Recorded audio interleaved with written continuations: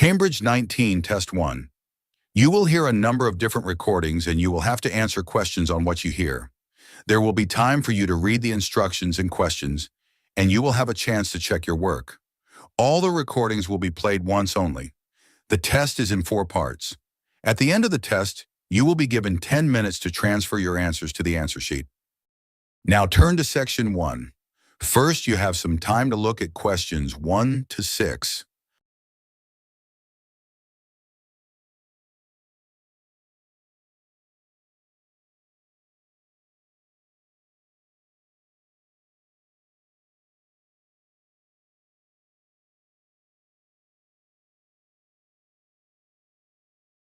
Listen carefully and answer questions 1 to 6. Good morning, Hinchingbrook Country Park, Sally speaking. I'm one of the rangers. Oh, hello. My name's John Chapman, and I'm a teaching assistant at a local primary school. I've been asked to arrange a visit to the park for 2 of our classes. Okay, what would you like to know? Well, I'm new to this area, so perhaps you could tell me something about the park first, please. Of course. Altogether, the park covers 170 acres. That's 69 hectares. There are 3 main types of habitat: wetland, grassland, and woodland. The woods are well established and varied, with an oak plantation and other areas of mixed species. Right. The wetland is quite varied too. The original farmland was dug up around 40 years ago to extract gravel.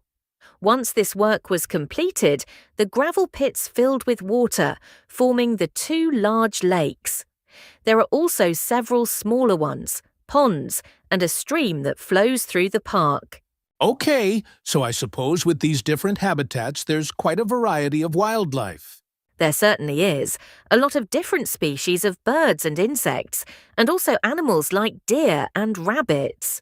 And I understand you organize educational visits for school parties. That's right.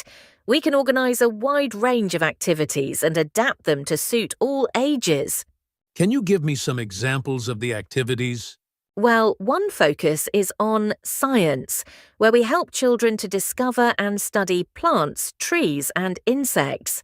They also collect and analyze data about the things they see. Another focus is on geography.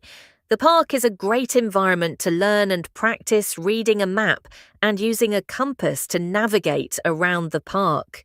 Do you do anything connected with history? Yes, we do. For instance, the children can explore how the use of the land has changed over time. Then there's leisure and tourism.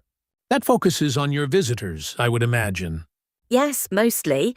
The children find out about them, their requirements, the problems they may cause, and how we manage these. And another subject we cover is music. Here, the children experiment with natural materials to create sounds and explore rhythm and tempo. That must be fun. Most children really enjoy it. Before you hear the rest of the conversation, you have some time to look at questions 7 to 10.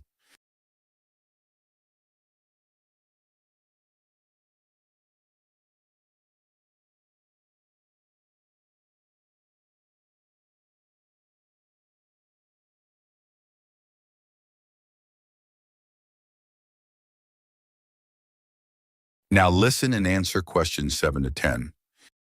And of course, all the activities are educational too. Learning outside the classroom encourages children to be creative and to explore and discover for themselves. I would imagine they get a sense of freedom that might not be a normal part of their lives. That's right. And very often the children discover that they can do things they didn't know they could do, and they develop new skills. This gives them greater self-confidence. It sounds great. So, what about the practical side of it? How much does it cost for a full-day visit? We would expect to bring between 30 and 40 children. If there are over 30, it costs £4.95 for each child who attends on the day. We invoice you afterwards, so you don't pay for children who can't come because of sickness, for example. There's no charge for leaders and other adults, as many as you want to bring. That sounds very fair. Well, thanks for all the information. I'll need to discuss it with my colleagues, and I hope to get back to you soon to make a booking. We'll look forward to hearing from you. Goodbye. Goodbye, and thank you. That is the end of part 1. You now have half a minute to check your answers.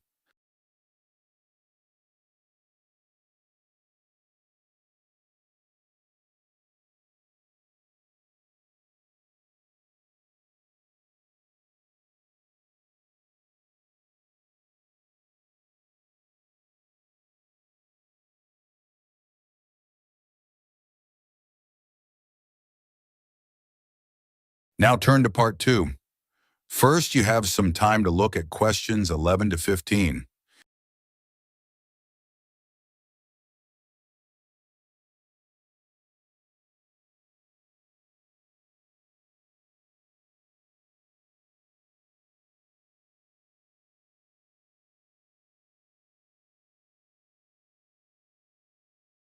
Now listen and answer questions 11 to 15. It's great to see so many members of the Twinning Association here tonight. Since the twinning link between our two towns, Stanthorpe here in England and Malat in France, was established, the relationship between the towns has gone from strength to strength. Last month, 25 members of the association from Stanthorpe spent a weekend in Malat. Our hosts had arranged a great program. We learned how cheese is produced in the region and had the chance to taste the products. The theme park trip had to be cancelled, but we all had a great time on the final boat trip down the river. That was the real highlight.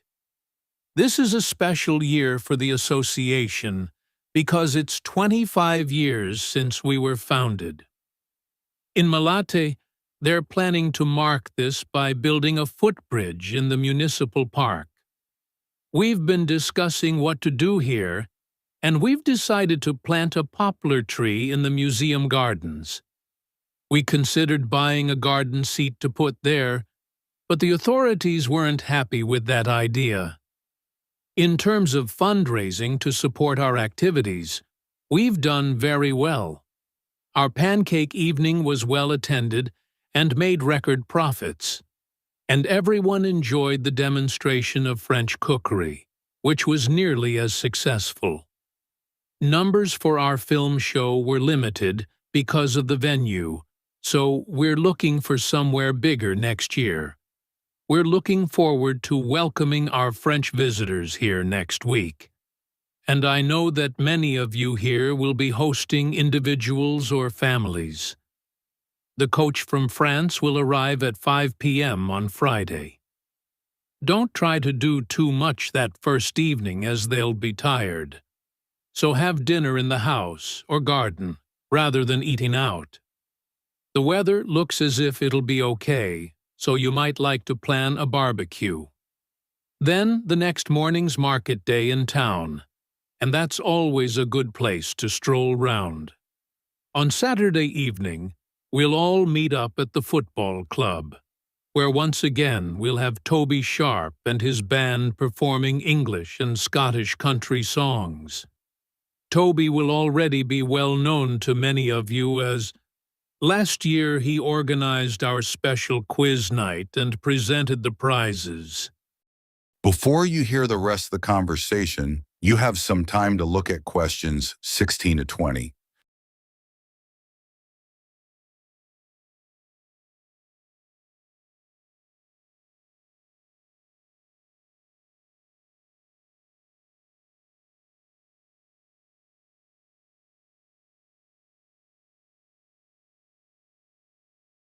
Now listen and answer questions 16 to 20. Now on Sunday, we'll be taking our visitors to Farley House. You may not all be familiar with it, so here's a map to help you. You can see the car park at the bottom of the map. There's an excellent farm shop in the grounds where our visitors can buy local produce. It's in the old stables, which is the first building you come to. They're built round a courtyard, and the shop's in the far corner on the left. There's also a small cafe on the right as you go in. I know that one or two of our visitors may not be all that mobile. The main entrance to the house has a lot of steps, so you might want to use the disabled entry. This is on the far side of the house from the car park. Children will probably be most interested in the adventure playground. That's at the northern end of the larger lake, in a bend on the path that leads to the lake. There's lots for children to do there. There are a number of lovely gardens near the house. The kitchen gardens are rectangular and surrounded by a wall. They're to the northeast of the house, quite near the smaller lake. They're still in use and have a great collection of fruit and vegetables. The Temple of the Four Winds is a bit more of a walk, but it's worth it. Take the path from the car park and go past the western sides of the stables and the house. Then, when the path forks, take the right-hand path. Go up there with the woods on your left, and the temple is right at the end. There are great views over the whole area. That is the end of part 2. You now have half a minute to check your answers.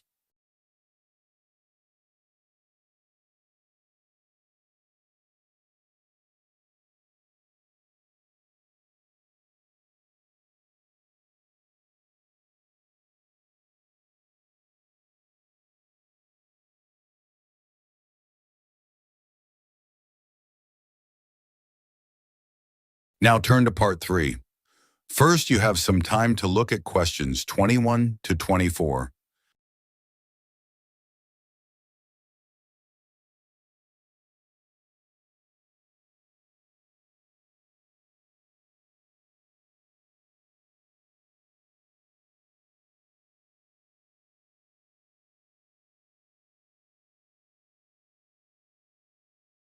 Now listen and answer questions 21 to 24.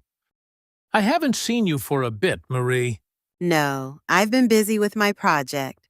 You're making a vegan alternative to eggs, aren't you?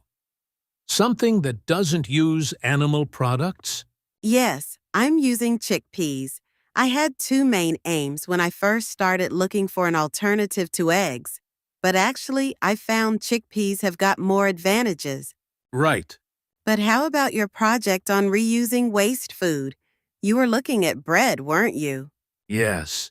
It's been hard work, but I've enjoyed it. The basic process was quite straightforward. Breaking the stale bread down to a paste, then reforming it. But you were using 3D printing, weren't you, to make the paste into biscuits? Yeah, I'd used that before, but in this project, I had time to play around with different patterns for the biscuits and finding how I could add fruit and vegetables to make them a more appetizing color. And I was really pleased with what I managed to produce. It must have been a great feeling to make something appetizing out of bits of old bread that would have been thrown away otherwise. It was. And I'm hoping that some of the restaurants in town will be interested in the biscuits. I'm going to send them some samples. I came across something on the internet yesterday that might interest you. It was a company that's developed touch-sensitive sensors for food labels. It's a special sort of label on the food package. When the label's smooth, the food is fresh, and then when you can feel bumps on the label, that means the food's gone bad. It started off as a project to help visually impaired people know whether food was fit to eat or not. Interesting. So just solid food? No, things like milk and juice as well. But actually, I thought it might be really good for drug storage in hospitals and pharmacies. Right. And coming back to food, maybe it'd be possible to use it for other things besides freshness, like how many kilograms a joint of meat is, for example. Yes, there's all sorts of possibilities. Before you hear the rest of the conversation, you have some time to look at questions 25 to 30.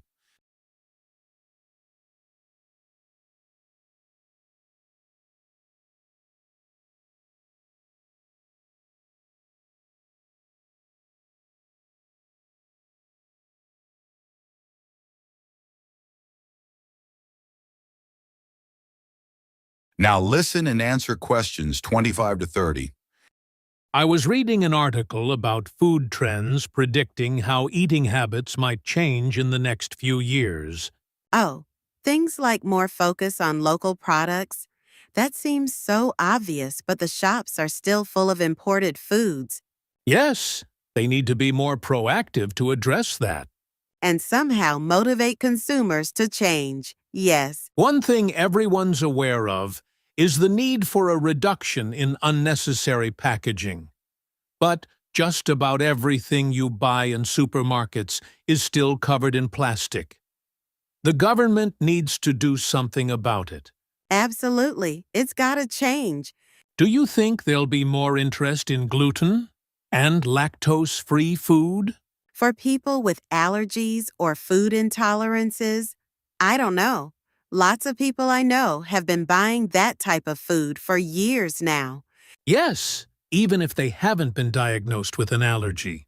That's right. One thing I've noticed is the number of branded products related to celebrity chefs. People watch them cooking on TV and then buy things like spice mixes or frozen foods with the chef's name on. I bought something like that once, but I won't again. Yeah. I bought a ready-made spice mix for chicken which was supposed to be used by a chef I'd seen on television, and it didn't actually taste of anything. Did the article mention ghost kitchens used to produce takeaway food? No, what are they? Well, they might have the name of a restaurant, but actually they're a cooking facility just for delivery meals. The public don't ever go there, but people aren't aware of that. It's all kept very quiet. So people don't realize the food's not actually from the restaurant? Right. Did you know more and more people are using all sorts of different mushrooms now to treat different health concerns? Things like heart problems? They might be taking a big risk there. Yes, it's hard to know which varieties are safe to eat. That is the end of part 3. You now have half a minute to check your answers.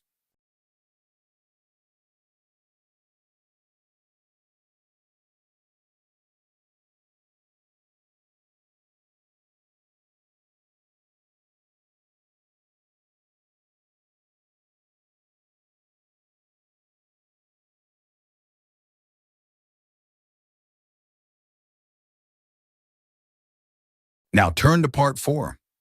First, you have some time to look at questions 31 to 40.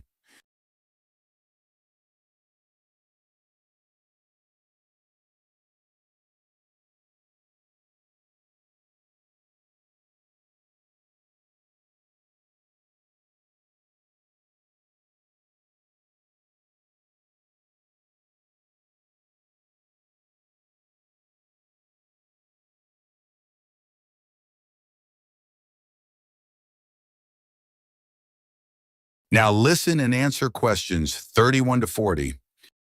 For my presentation today, I'm going to talk about the Sade Fields in the northwest of Ireland, one of the largest Neolithic sites in the world.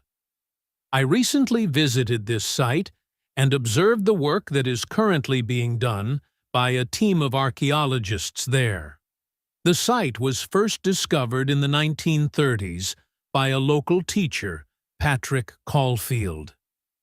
He noticed that when local people were digging in the bog, they were constantly hitting against what seemed to be rows of stones. He realized that these must be walls, and that they must be thousands of years old for them to predate the bog, which subsequently grew over them. He wrote to the National Museum in Dublin to ask them to investigate, but no one took him seriously.